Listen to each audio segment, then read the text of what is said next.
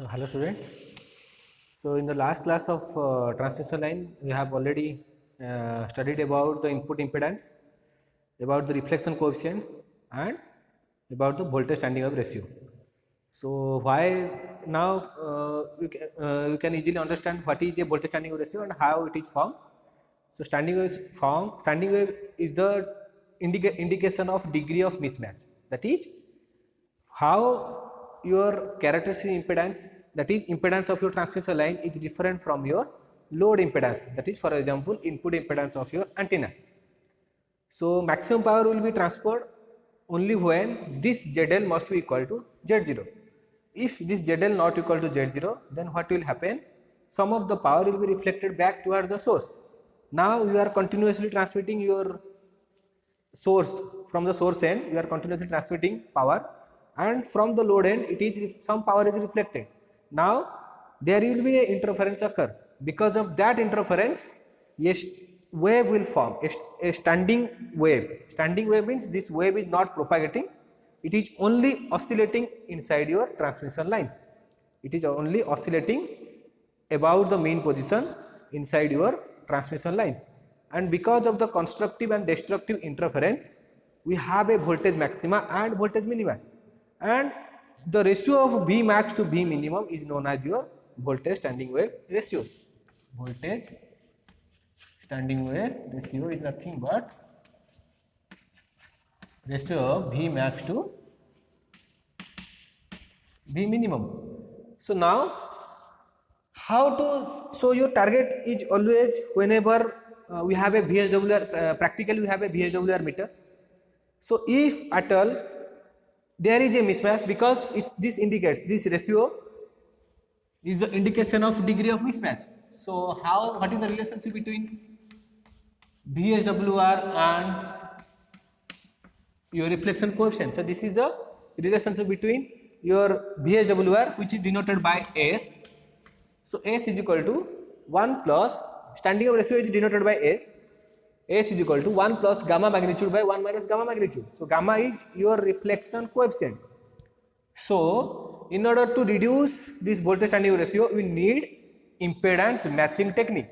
So which is the next I will discuss about how to match your impedance, because of the when maximum power will be transferred, or your voltage standing wave ratio value will be minimum, or your reflection coefficient value will be 0, only when we have a perfect match, that is your load impedance must be equal to your characteristic impedance. So we have various matching technique in order to reduce this reflective power,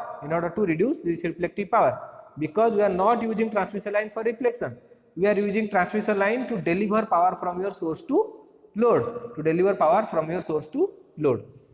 So how to, so we have here, this is the relationship between. So now the question, we will solve one question. So find, few numerical will solve on this, because they will ask you about. So find standing wave ratio. So find standing wave ratio when reflection coefficient gamma, that is we can write here, when reflection, directly they will give you like this, when reflection coefficient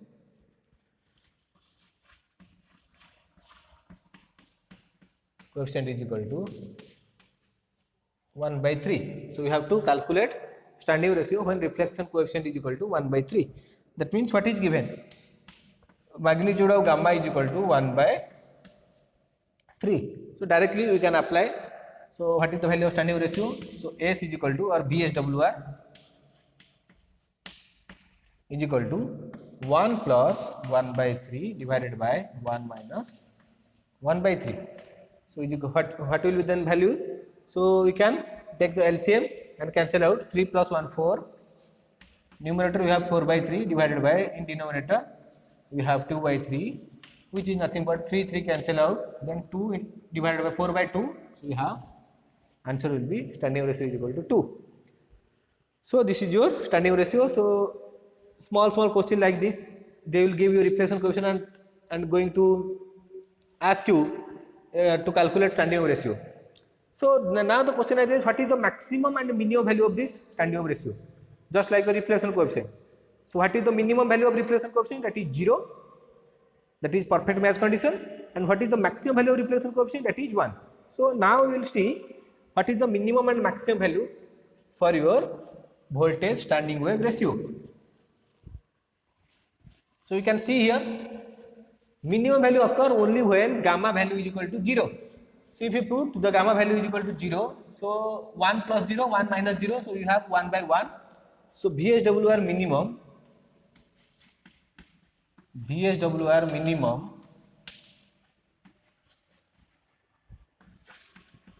occurs when magnitude of gamma is equal to 0. That is no reflection. This indicates no reflection, 100% transmission.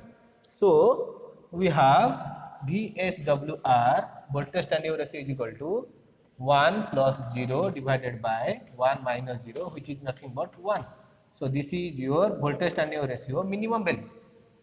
Then what is the maximum value of this voltage standing wave ratio? So maximum value occurs only when this gamma magnitude is equal to 1. So when, next point, when gamma magnitude is equal to 1, that is 100% reflection, the complete mismatch. This is the maximum value of gamma also. So then only VSWR is equal to 1 plus 1 divided by 1 minus 0, 1. So we have 2 by 0, which is nothing but infinity. So what is the value of minimum and maximum value of VSWR? So I can write here, the minimum and maximum value of VSWR will rise between 1 to infinity. So VSWR value must be greater than equal to 1 and less than infinity. So from this we can conclude. So what we will need? So when we will practically measure, we always need the VSWR value must be minimum. This minimum indicates maximum power transmission from source to load. That is your from source to load. Because for example, source to load, why you at all need a transmission line? Because this transmission line is going to carry your power, for example your television to antenna. So this is the case.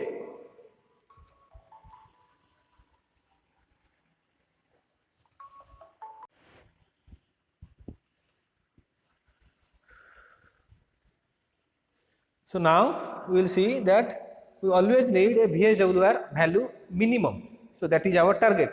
So because of that we need a impedance matching circuit.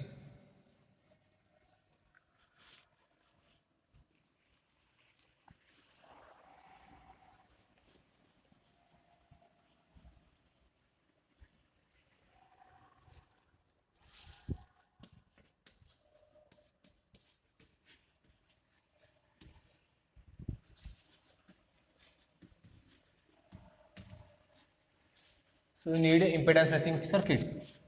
So in transmission line, impedance matching is required for maximum power transmission. Why you need impedance matching? For maximum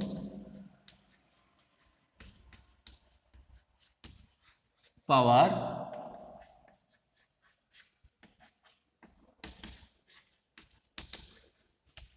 transmission. So in transmission line, you need impedance matching circuit for maximum transmission. So we have two types of matching, series matching and we have shunt or stub matching. So these are the two types of matching we need in case of transmission line. So I am now going to explain you about this, how we are going to match. Matching means your transmission line matching. So now I will consider about your series matching. So this series matching is happened. So why I told you need impedance matching? For maximum power transmission, that is from source to load. So what type of matching we have? That is series matching and shunt matching. So we have series matching. So now I will draw the circuit for you.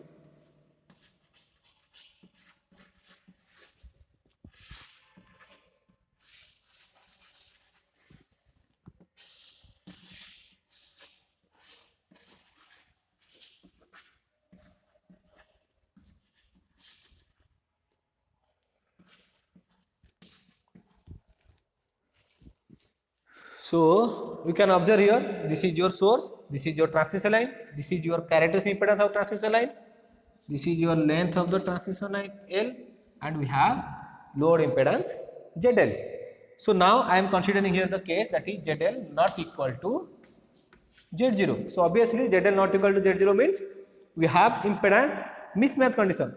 So now how to design this circuit, how to design this circuit so that this impedance seen, this characteristic impedance and this load impedance must be equal. Then how to do that? So in order to do that, we will have use quarter wave transformer. We will use quarter wave transformer, that is your lambda by 4 or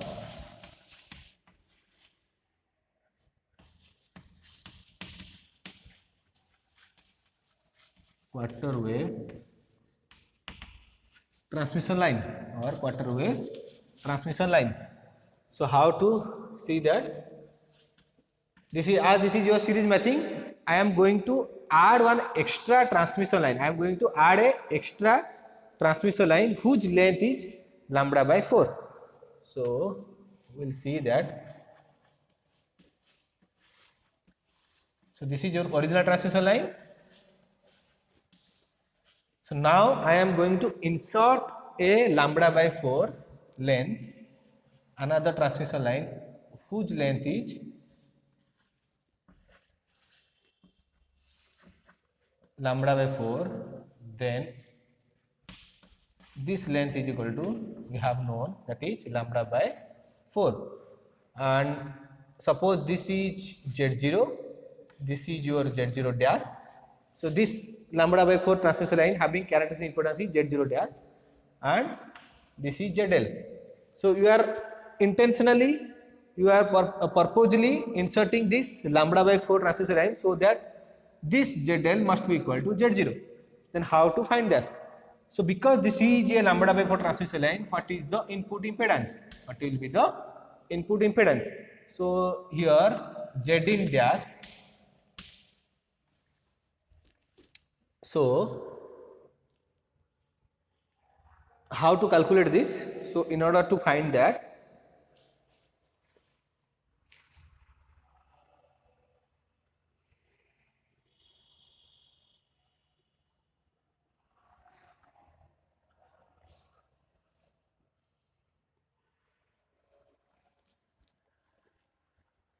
we can write here the termination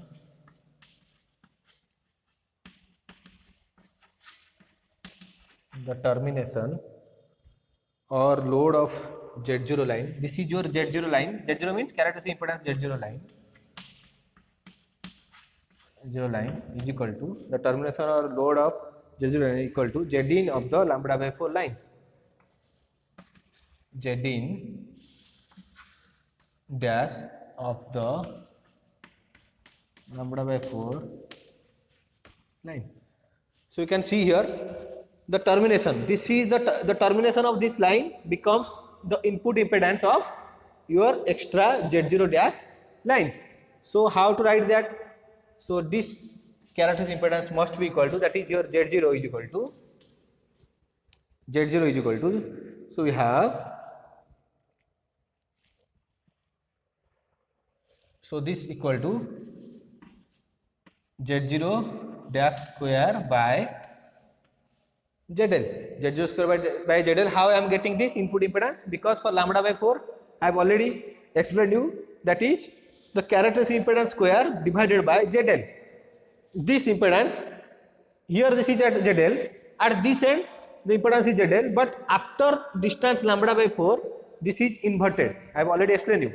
So that's why we are getting Z0 dash square by ZL. So what is the value of this Z0 dash, which is equal to ZL by ZL into Z0 root over, ZL into Z0 root over. So now, so this is the end Z0. So this is, so in order, so this is in our hand ZL and we have Z0. ZL and Z0 they have given. So Z0 dash must be selected in such a way that this is the geometric mean of ZL and Z0. So in this way we can able to transmit maximum power. We can able to transmit maximum power. So the termination of Z0 line is equal to input impedance Z in dash of the lambda by 4 line. So Z in dash is nothing but Z0 square divided by Z0 dash square divided by ZL. So Z0 dash is equal to nothing but ZL into Z0 root over. So this is how we are matching series matching. So then we will have about your shunt matching. So I will share the PDF notes for you about the stop matching because this is very important. They are asking conventional your 5 marks question on short notes on stop matching. So just you must understand like this. So you need to remember what is the value of input impedance of a lambda by 4 line. So the quarter wave transformer, that's why this name is quarter wave transformer. In electrical circuit, transformer is used for the purpose of impedance matching. The same is happening at high frequency through a lambda by 4 transmission line. Now the question is, solve another numerical, calculate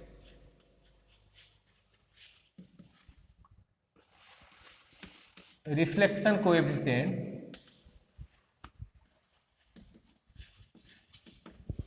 calculate the reflection coefficient gamma when standing wave ratio is equal to 3.